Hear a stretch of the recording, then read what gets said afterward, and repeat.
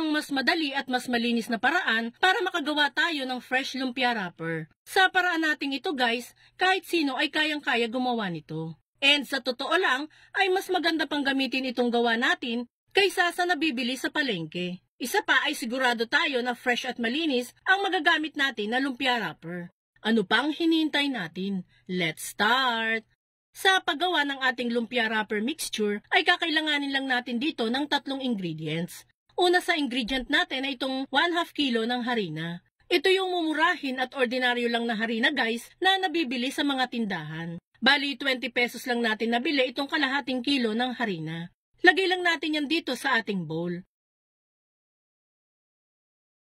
After niyan ay maglalagay lang tayo dyan ng 1/2 teaspoon ng iodized salt. Pero pwede naman ng rock salt dyan guys.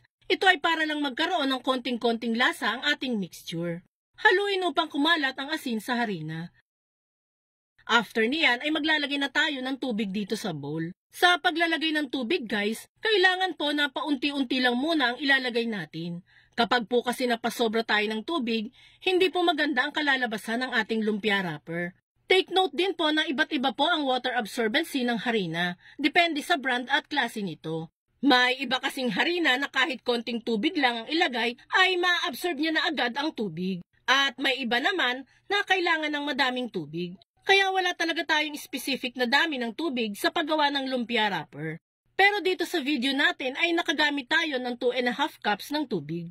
Make sure guys na halong-halo at wala ng buo-buong harina ang makikita ninyo dito sa ating mixture.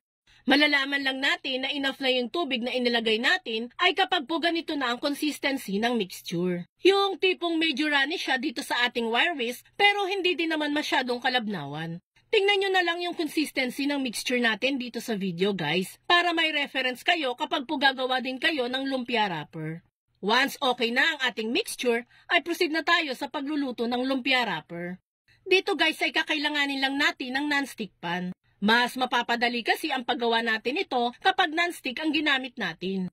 Nakaset nga po pala ang apoy natin dito sa pinakamababang apoy lang guys. Gagamit din po pala tayo dito ng basting brush. Sa palengke lang natin yan nabili guys. Pagkakatanda ko, nasa 20 pesos ko lang ito nabili. Once uminit na ang pan, ay pwede na tayong magsimulang gumawa ng lumpia wrapper. Bale, isawsaw lang natin yung brush sa mixture at saka directly ipahid dito sa pan. Pahiran lang ng paulit-ulit ang pan hanggang sa makabuo tayo ng bilog na shape ng lumpia wrapper. Ang technique po para maganda ang kalalabasan nito ay dapat po 2 hanggang 3 beses lang ang pagpapahid ng brush sa pan. Huwag naman natin gawing parang nagpipintura tayo guys. Pagkadip ng brush sa mixture, mga 2 hanggang 3 pahid lang ay sapat na. Tapos dip ulit sa mixture, then pahid. Dapat guys, samahan din natin ang konting-konting bilis para po mabuo at ma-perfect natin ang paggawa ng lumpia wrapper.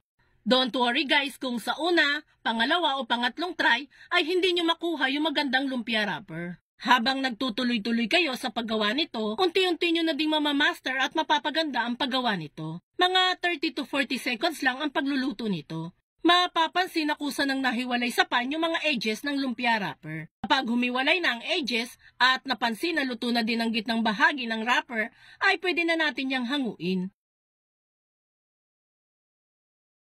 And yan na nga guys, ready to use na ang mga fresh na lumpia wrapper.